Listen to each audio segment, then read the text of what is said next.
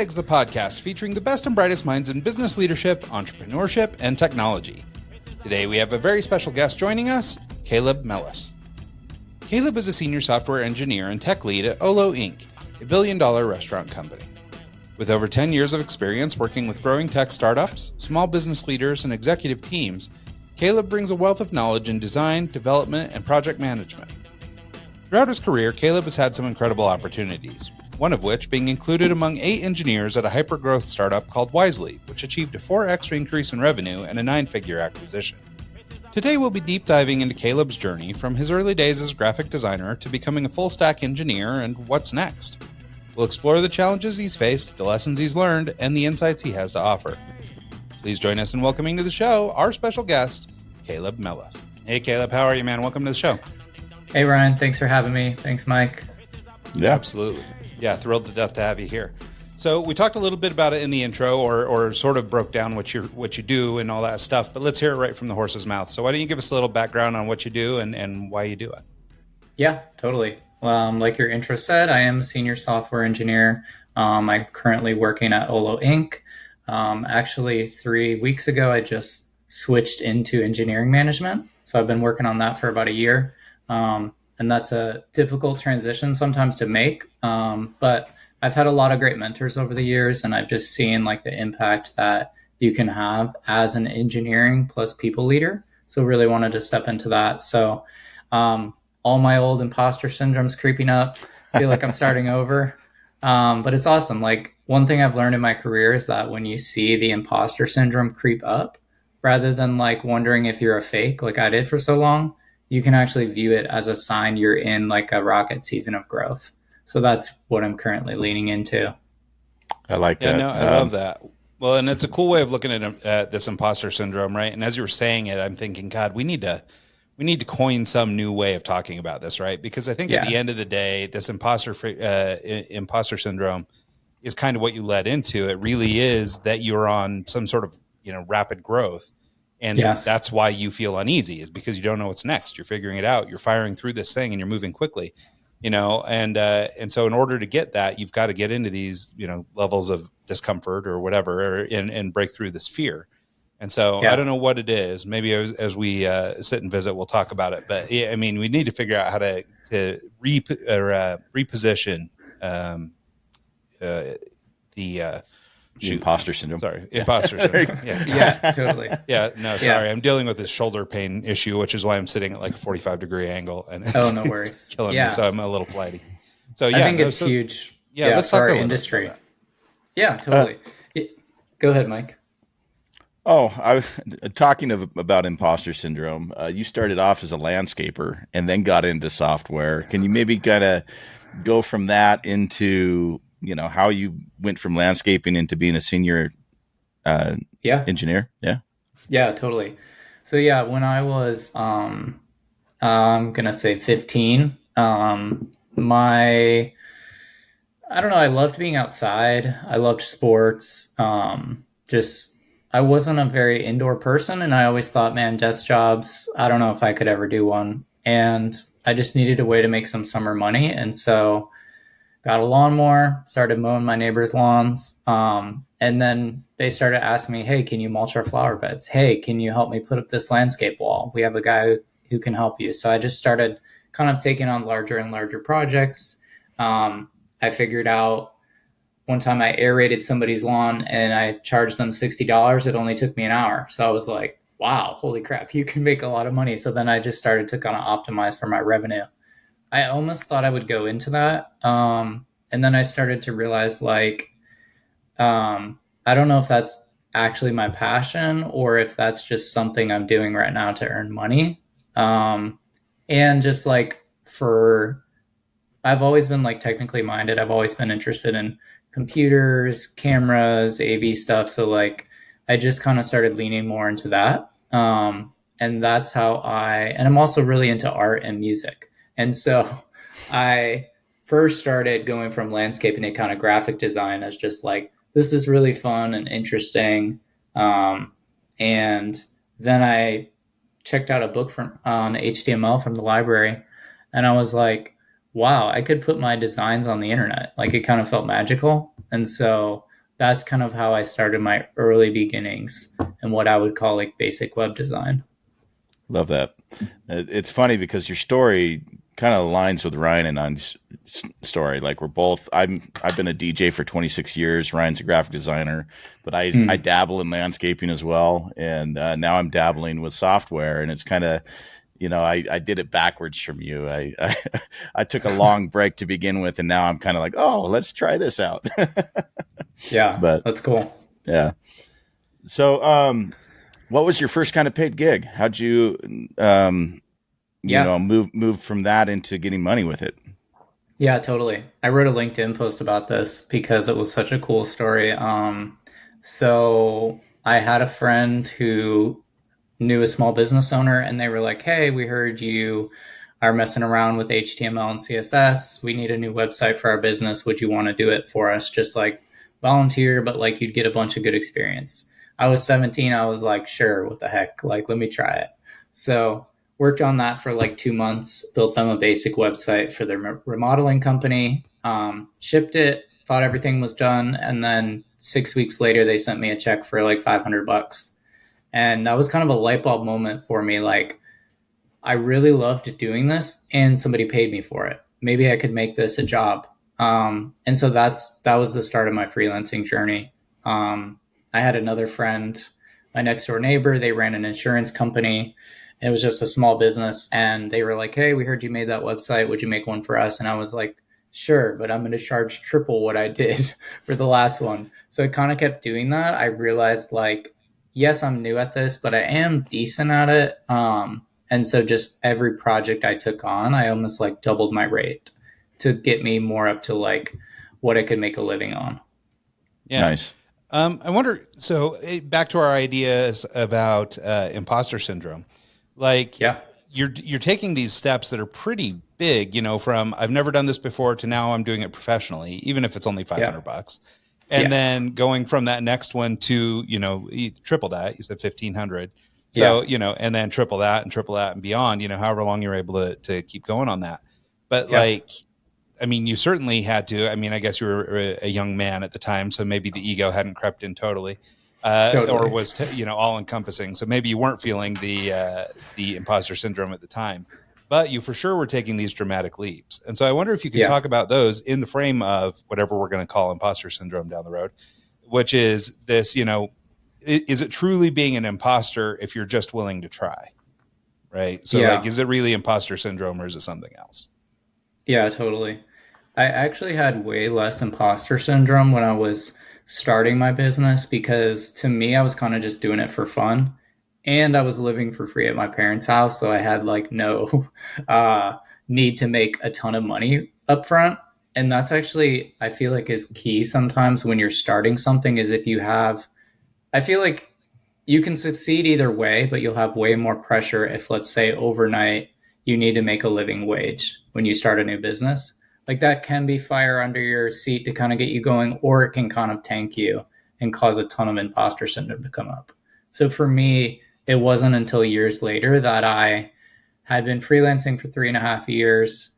And then one of my freelancing clients wanted to hire me for a full-time gig. It wasn't until I had to actually go through an interviewing process that I was like, wait, this is kind of for real now. Like other software engineers are going to review my work. They're going to interview me and like, I don't know if I'm ready. That's when it started to creep in. I can relate to that because I've been doing software for about 5 years now. And the thought of someone else reviewing my code or doing a peer review scares the hell out of me. It's like, just let me do it on my own and I'll show it to you afterwards. Come on. Yeah. So I get that. Was that Wisely that your first interview kind of came up on? That was not. I worked for an events management company before that for about 5 years. They were one of my freelancing clients, and eventually they just had so much work to do that they wanted to hire me. So I only was making about $36K a year from my freelancing business, but I also only worked 30 weeks out of the year. I did a lot of volunteer opportunity stuff. So to me, it was sort of a living wage I could sustain back, 7 or 8 years ago now. and I was loving volunteering for the community and doing other things. But yeah, basically when I told one of my clients, hey, I'm going to work for this event startup, they all were like, we love you. How about we offer you a full-time gig? So I had 3 companies offering me a gig at once, which ended up helping me negotiate a better offer. That's a good problem to Yeah, have. that's great. One of the things I wanted to touch on just in your freelance career, and I picked this up from another podcast, but I think it's something useful. It comes up on this show a lot and in other podcasts I listen to, is you mentioned on this other interview that you had brought in some sort of like business coaching or some mentorship, some people like that to help you try and stabilize your freelance income. And for anybody who does freelance work, this is a very common issue. This sort of feast famine cycle, they call it, where you've got money this month, but you may not get it again for 6 months, and totally. Which is pretty unsustainable and hard to manage. And I think you can get away with it a little more as a young person. But I wonder if you could talk a little bit about sort of breaking out of that. I mean, it sounds like you weren't running a high dollar freelance career. It was enough to manage you, but clearly, even just to stay alive, like to get your budget kind of balanced, it seems to be a good thing. Yeah. So I wonder if you talk a little bit about that feast famine cycle and breaking out of that. Yeah, I think I was, I was still pretty young. So I wasn't trying to make a ton of money, or I didn't need to. But one of my business mentors, I was telling him about my business. And it was just a friend I knew that ran his own business. And he was like, I was like, it's doing great. He's like, no, like legit, tell me how much money you're making. And I was like, 12,000. And he's like, dude, you're 24 years old. This is not a living wage. Like, I don't know how you're sustaining that. And so he like walked me through a few things, and he was like, oh, you have this feast famine going on. And he's like, you need to calculate out how much you're actually making, because you told me like, yeah, you made 5K off this one client, but you didn't get another one for 6 weeks.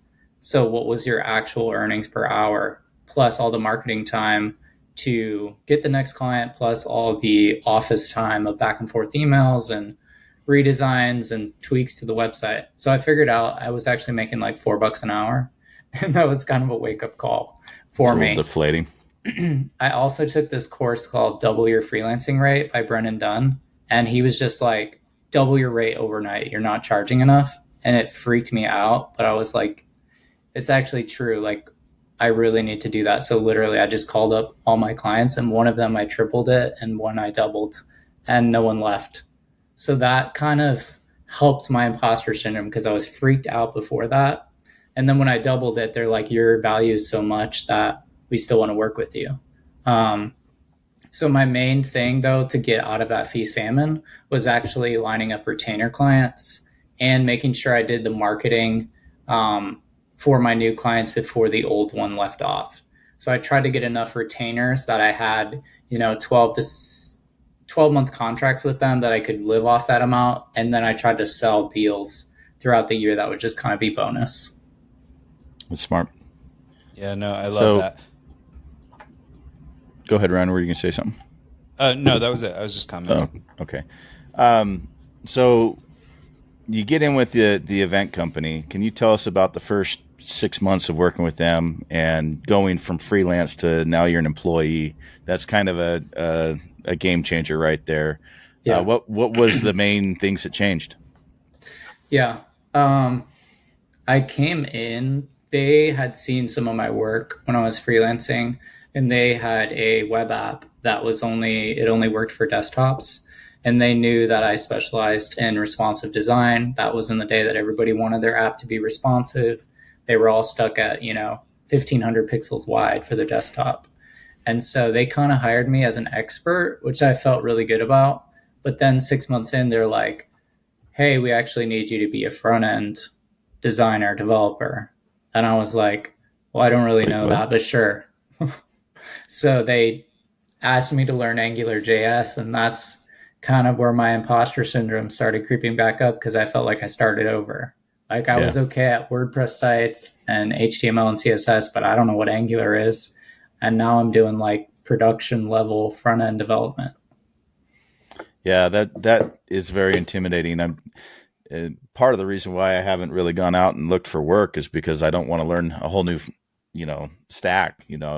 I'm doing Next.js right now. Let's move to Yeah. Python, or let's do this Vue, or any of that stuff. It seems very intimidating to come into a new code stack and have to figure it out. Are there things that you do when you come into that scenario that help you kind of move along faster? Yeah, for sure. Yeah, I've written about this before, and one thing that I try to do is I try to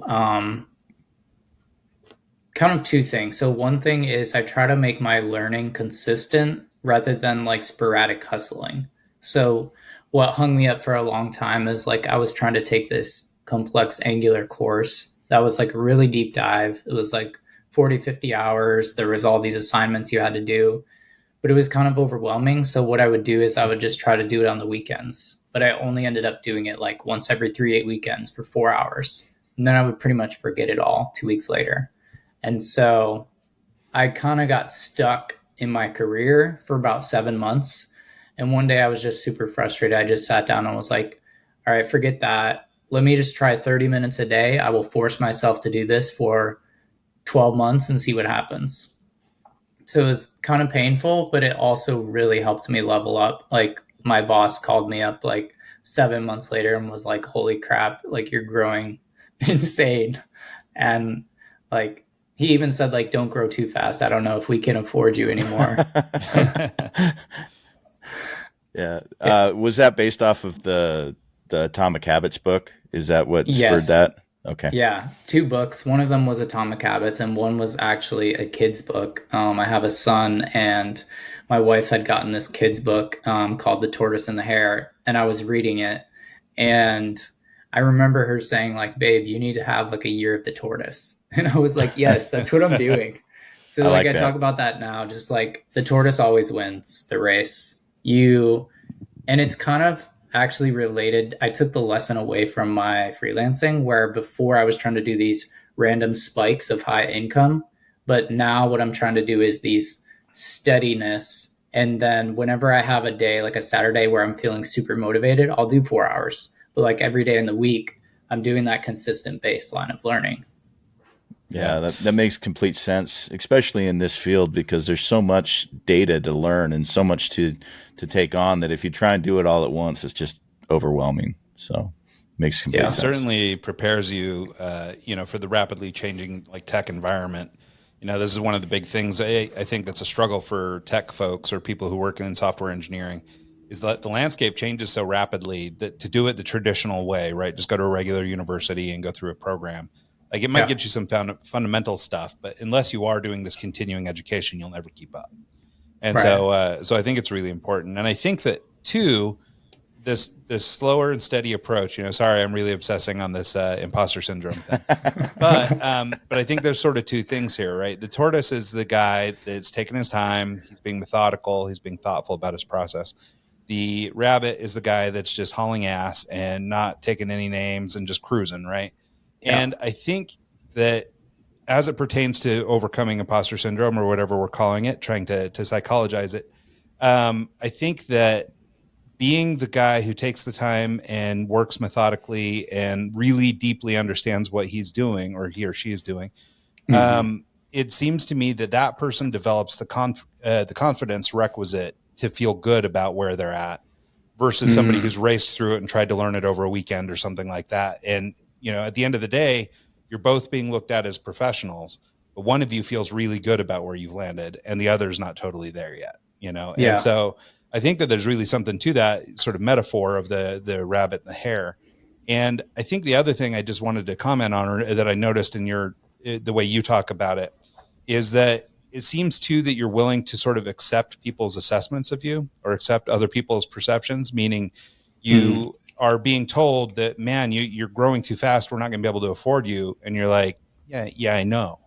Right. Like you're confident there. You're like, you're growing through this stuff, but hearing it from an outside person sort of to validate you seems like that might give you the confidence to move forward too.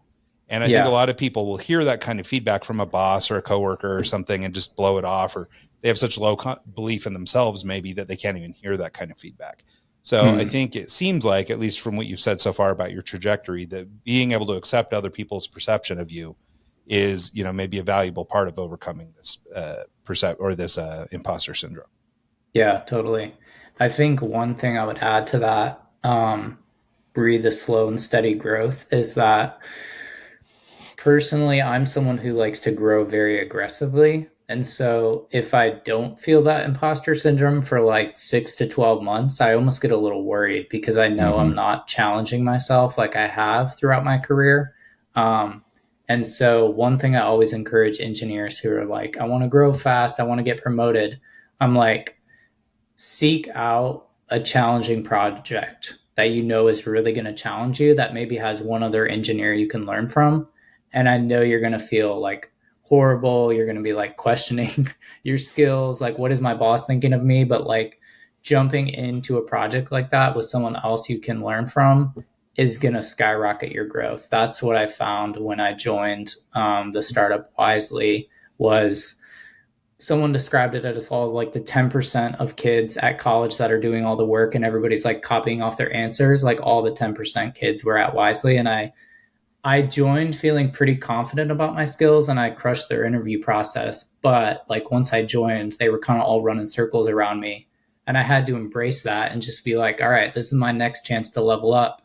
And that's where I would say, like, yes, I was consistent in my learning, but I also took that hustle and just said, like, let me apply hustle for like 2 to 3 months because I'm really in the season that I need to grow. And so applying like consistency plus just like, all right, this is a time to really hustle to kind of step me up a little bit. I think those can play together nicely. So is that why you pursued Wisely? Did you feel you were getting a little stagnant where you were? I was, yeah. I kind of went from like being a member of the team. Their team was downsizing. It also like the company didn't do as well through COVID because they were mostly in-person events. So I started looking around and I really wanted to join a company that was fast-paced, that was growing, and that had engineers I could learn from. Because I knew that had been a huge part of my growth previously, was just learning from other really smart engineers. So when I interviewed with them, like everyone like blew me away in their interviewing process, and I knew like I had to work there. So it just made me work all the harder to try to stand out during interviewing.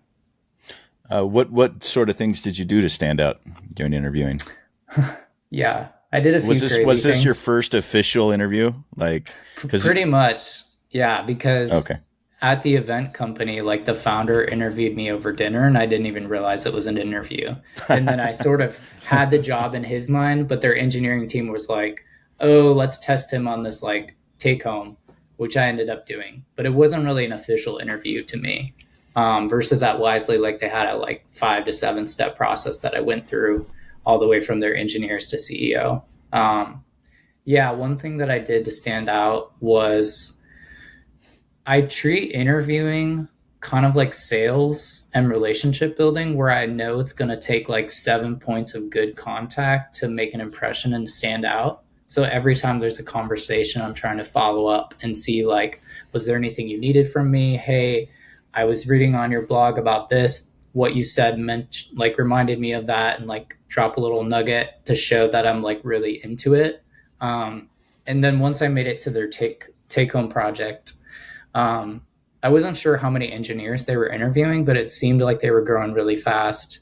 They had tripled their revenue the year before, so I thought it might be pretty competitive. And so I just decided like I'm going to build a production app of what they're asking me to do. And so I ended up taking like 30 hours on it, and they told me most engineers did about 4 hours. Wow. Yeah. So yeah, I think that definitely made me stood out. Like long term, I don't think that's great for the industry because I'm pretty privileged that I could spend that amount of time versus some folks can't. So I don't really think that's necessarily the best interview process, but like it worked for me to get my foot in the door. Well, if you're going into something that's full time and they're paying you that kind of money, 30 hours isn't that much, to be honest with you. So, especially if it helps you stand apart. So, well, and I love that too, because I think there's a lot of people who don't put extra into the interview process. You know what I mean? Like they're kind of jumping hoops, or maybe they feel owed or something like that.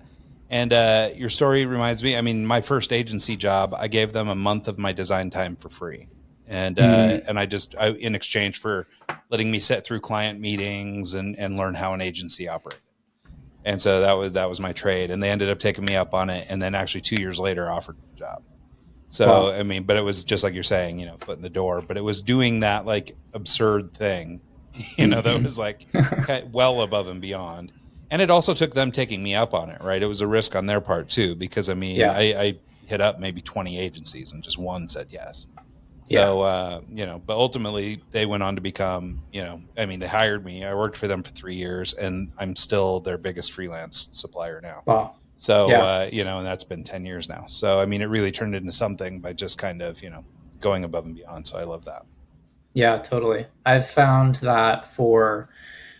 to a lot of people in the industry about this, and I think that people in executive positions are used to doing the types of things I did, where it's like they do a ton of deep dive research on the company. They try to network with people on LinkedIn who are, top leaders in the company, meet them, read all their blogs, and they try to like get their brain into the problems the company's solving, things like that. But like most software engineers aren't going to do that. They're just like spraying and praying applications to hundreds of companies, and then kind of when they show up in the interview it's just 1 out of 300, which is fine. It's like sometimes you need to do that, but for I encourage other engineers to pick your like top 10 to 15 companies and go super deep into those and try to stand out. Yeah. No, I think that's great advice because, I mean, like you say, so many people just like indiscriminately hand out resumes. And then I see them on LinkedIn complaining to one another that, oh man, I've filed 500 resumes and nobody's hired me. It's like, well, why are we Yeah. doing this then? Like, we should maybe rethink our process. Like, you're Yeah, spending so much totally. time doing this that, you're clearly not getting the attention. And the way you put it, I really like, which is that the interview process is really about relationship development and, Hmm. trying to build that in. And I mean, as I think about my own career, I mean, nearly every opportunity I've ever had has come through some relationship by word of mouth, or I learned about a job through a friend or by a Yeah. referral or whatever. And even now, most of the business in our agency is that way. It's all come by relationships. I mean, very little things just come straight through the internet for us.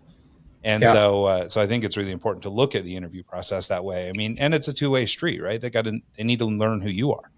I mean, totally. they need to know that Yes. as much as you need to know, do I actually want to work for these people? Yeah, totally. It should be kind of like a mini dating relationship where you're trying to figure out, are they a good fit for me? Are they going to pay me well? Do they have a culture I'd thrive in? Do they need what I can offer? And you the other way as well. So, Yeah. Well, and I Exactly. think, there's some liberties that we can take there that, maybe aren't available to everybody, which is that, right. I guess if you're desperate for work and you got to just take Totally. anything that somebody can give you, then, that's one thing. Right. Seems like in software or, any industry basically where you have sort of a tangible skill set that's worth, money, it seems like you do have a little bit of an opportunity to do more of that dating phase. So I think it's important to look at it that way. Cause I mean, I've taken plenty of jobs, in the throes of feast and famine where it's like, this is a bad idea. I know it's a bad idea, but I've got to pay the Yeah. bills this month. And Totally. so Yeah. I think it's great to have the attitude you got. So you get on with Wisely, and you're one of 8 in Yeah. the software development team. Is that, I mean, the scale that they were going through in such a short amount of time? That sounds really daunting to be in a group of that small, doing that much work. Yeah. Can you talk about the first year or two that you're there, and then the acquisition? Yeah, totally. So I was actually engineer 4 that they hired. So we didn't even have 8. Once we had Wow. 8, I felt like we had a big team. Um, yeah, I think they hired a lot of product engineers, is what I call them, where engineering was actually driving a lot of what we were building. We had like a lot of visionaries on the team, but then they would just kind of cast the vision and engineering would figure out how to build them rather than like maybe at a more established company. And even now it's like the product team's super involved and we have Jira tickets that we're kind of just working through. Back then it was like you had a lot of influence and autonomy as an engineer and you had to be very like user and product oriented. So yeah, I signed on as engineer 4. We quickly like jumped in and started building projects. My first flop was kind of they assigned me a 2-point task. So that's like a day or two. And it ended up taking me 6 weeks. So I Wow. kind of freaked out and like, but they kept telling me like, oh, we didn't realize how complex the code was. It was across 7 different legacy code bases that I had to touch.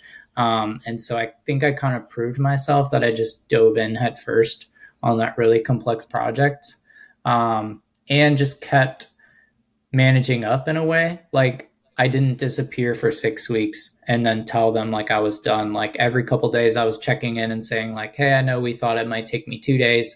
I ran into these 10 things. I've documented them here. I've solved 3 of them. Like, are you good for me to keep going? And they would keep saying, yes, that's great. And so like giving visibility to your work is huge when you don't have like clear processes for that at a more established company. Go ahead. So, are you allowed to talk about, what the stack was and what some of the functionality was that you were working on? Yeah. Or is that okay? So we had a JavaScript tech stack from the front end to the back end. We used Vue.js. On the back end, we used Node. And just like standard Postgres database stuff. So I think you can find that on the Wisely website somewhere, interviewing. Okay. So I'm not sharing any trade secrets. But yeah. What was Wisely? What was the product? Yeah. The product was the vision of the founder, Mike, who had this idea that he used to be a waiter at a restaurant. And what he noticed was he was one of the best waiters there. Back up. He was one of the newer waiters there. And he noticed that all these waiters that had a ton of relationship built with the different customers when someone came into this high-end restaurant, they would say like, oh, hey, Dave, great to see you. Do you still prefer your outside with your old fashioned? And they'd be like, yep, great. And so they would already have the drink ready, like on the table for this person. Oh, wow. And so he just realized, wow, like all that knowledge is stuck in the head of the waiter. And what would it be like if literally every guest at the restaurant and every server could provide the same VIP experience? So part of their tagline was like, treat every guest like a regular. And so their first product was called the Host product. And it was basically that stand that you see, the iPad app, when you go to a sit down restaurant where they can kind of put you at a table. But it had a lot of info about your guest. There was a guest profile of like your favorite order and where you like to sit, things like that. So more information so that every server could treat you like that regular. That's incredible. That's genius. That was one of their products. And then what I more worked on was called their marketing products. So they had 2 products. One of them was called marketing automation. And that's basically like when a guest does something, you can market to this guest based off their data. So most restaurants are kind of stuck in the dark ages of marketing where like they will send out a like free bacon, come in and get your free bacon. But it's like all the vegans unsubscribe, And so they haven't caught up to e-commerce where they're kind of tracking your orders and they know some of your likes and dislikes. And so what Wisely did was they started tracking some of that guest data per brand and surfacing those insights. So now you could run an automation that said like, based on a guest action of like guest ordering, you could run what's called a segment. So you could get a list of guests that their lifetime value is over $200. They used to go to your restaurant once a week and we haven't seen them in 3 weeks. Send them a coupon for their favorite meal, 50% off. And you can just run that and it will go for any guest in the system. That's genius. Yeah. Super cool. So one of the things that I've noticed just kind of in listening to you speak is that you seem to have what I think I would sort of call a growth mindset. And, I think that this is reflected in your learning process, in the way that you handle adversity at work, all those things. And so, but I don't think this comes naturally to everybody. And so I wondered if you'd talk a little bit about just sort of developing a personality that sets you up for success, either amid challenges like, the latest software release or, even just in life. And I guess I'm trying to understand, is this just sort of the way you are and the way you carry yourself, or is it something you've had to develop over your career? Yeah, I think it somewhat is the way I am, but I've also developed it. One thing I can think of specifically is that I'm a person that has a ton of ideas and I really like to innovate on processes.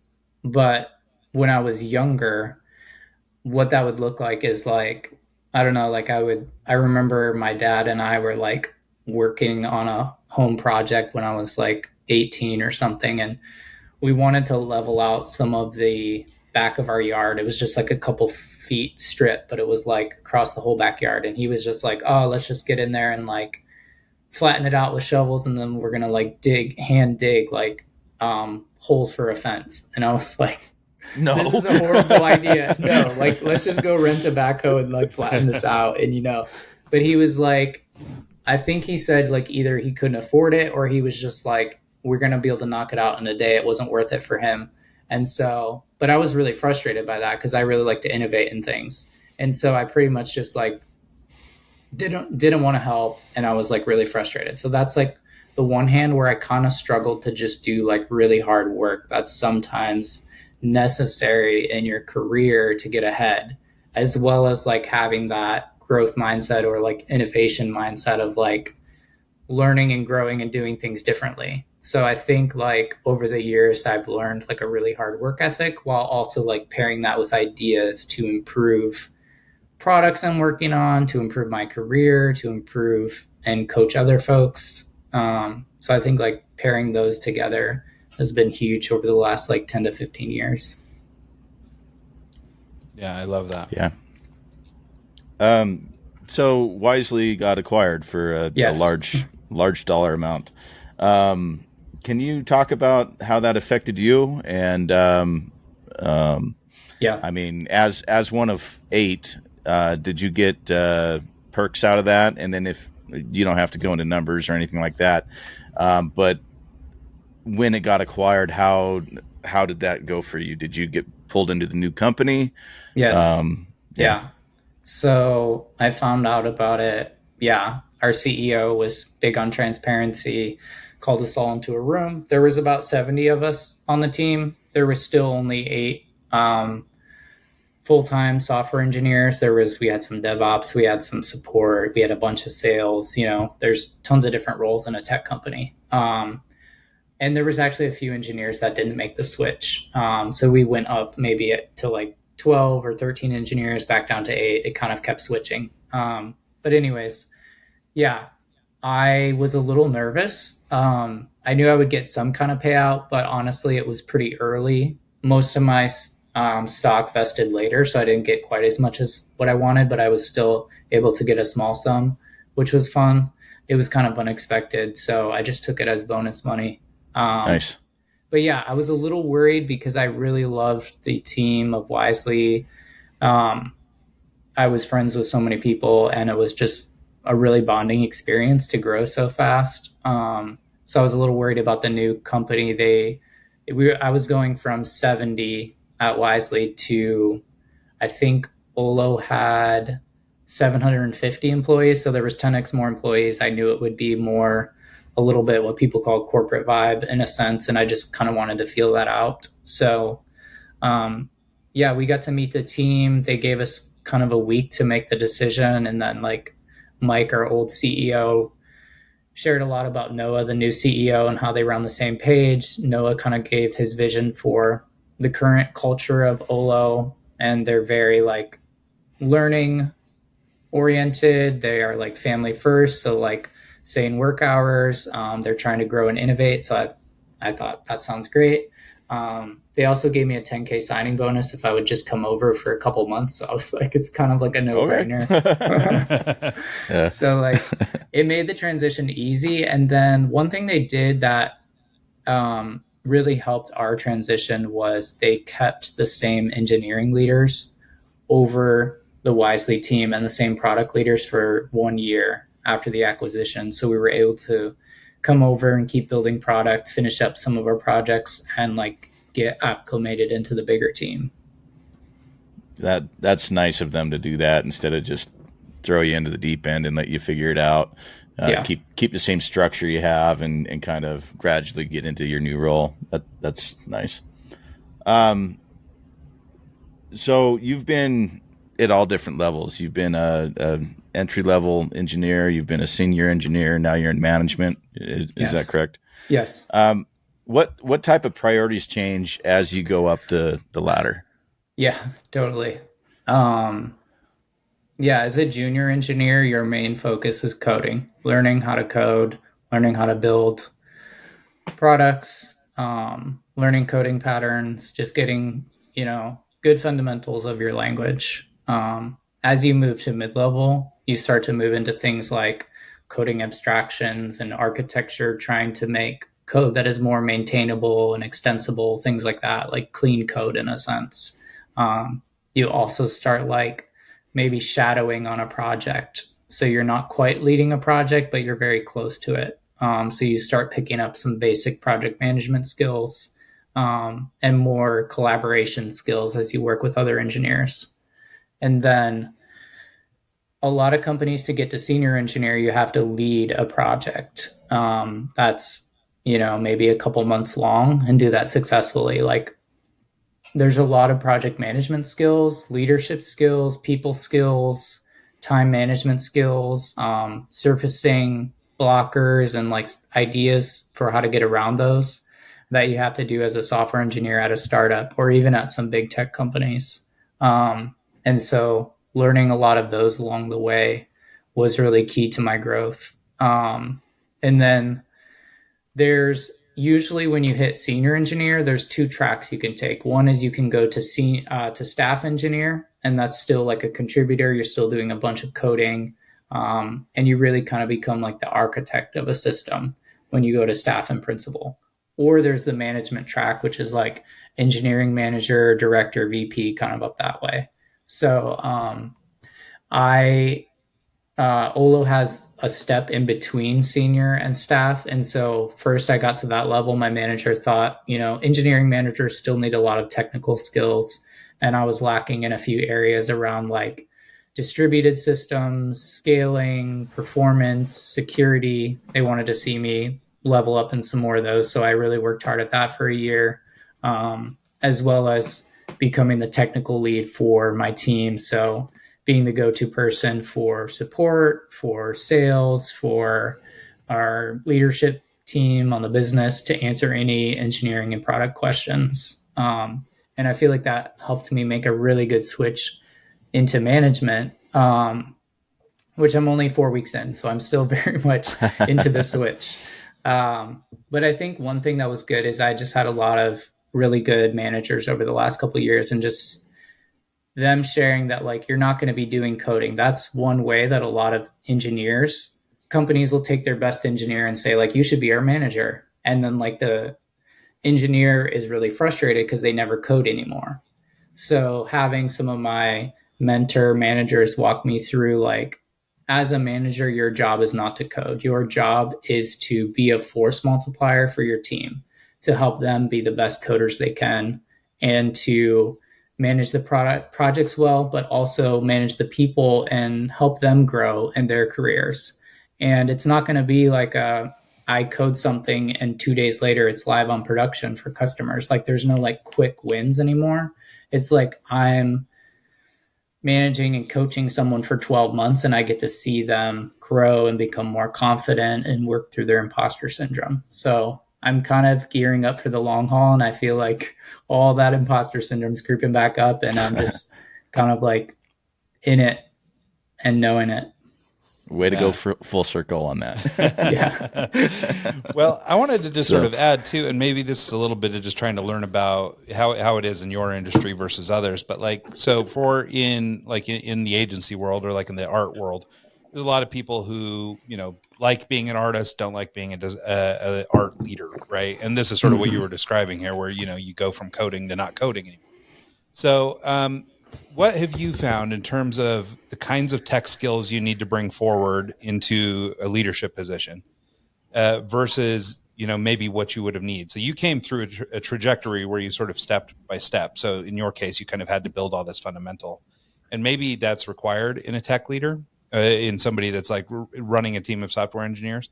I'm just curious because in art, for example, you might have somebody who's a really brilliant thinker but can't put pen to paper, right? Yeah. So it might not be, so there's different skill sets and things like that. So I'm just trying to understand, what the needs are or how to balance the skills versus leadership in your job.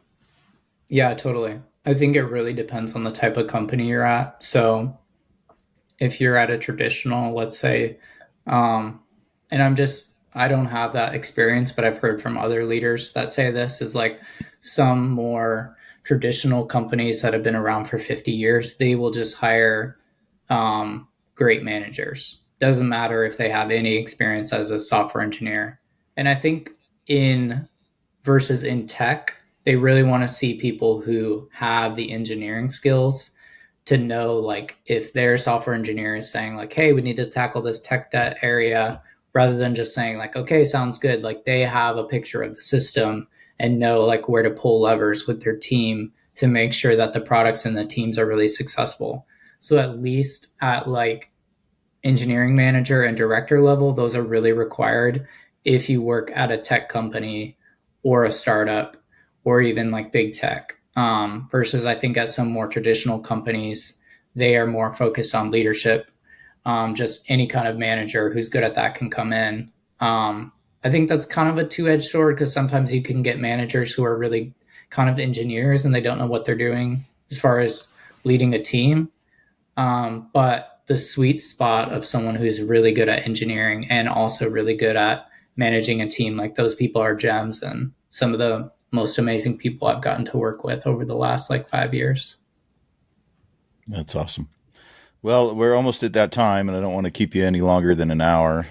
So going out on this, you've built up an incredible LinkedIn community and a network of a lot of people. Can you maybe talk about the process of doing that and why you decided to do that? Yeah, totally. I started sharing, I guess, first off, like, while I was going through my career for the last 5 years, I've tried to make really high connections on LinkedIn. I've tried to proactively reach out to startup founders and CEOs and other engineers that I wanted to just learn from. And so I had probably 600 connections that were like super high quality last year. And then December 22, I was just talking to a friend and I kind of realized I have a lot of momentum in my career. I kind of have some wind at my back with the acquisition, and I just really love teaching and encouraging other people on how to excel in their career. And so I thought, why don't I just start sharing some of my crazy stories? And so I started in between Christmas and New Year's of 22, I just started sharing.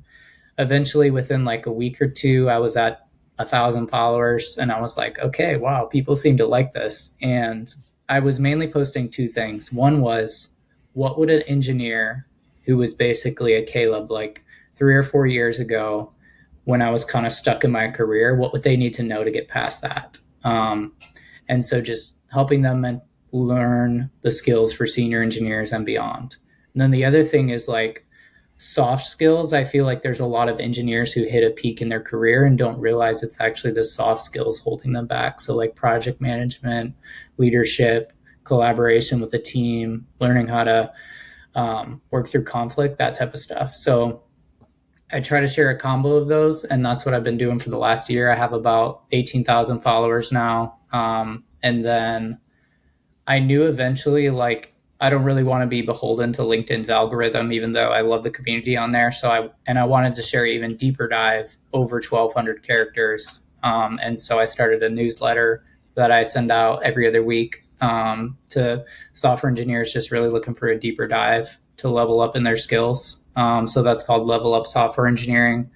And I have about 9,000 subscribers there so far. Wow. Yeah, that's awesome. Brand new one here. I signed up last night. Awesome. Great to have you. That's awesome. Well, cool. Yeah. So Caleb, here in the closing moments, where are the places to track you down online if somebody wanted to reach out or learn more or get signed up for your newsletter for that matter? Yeah.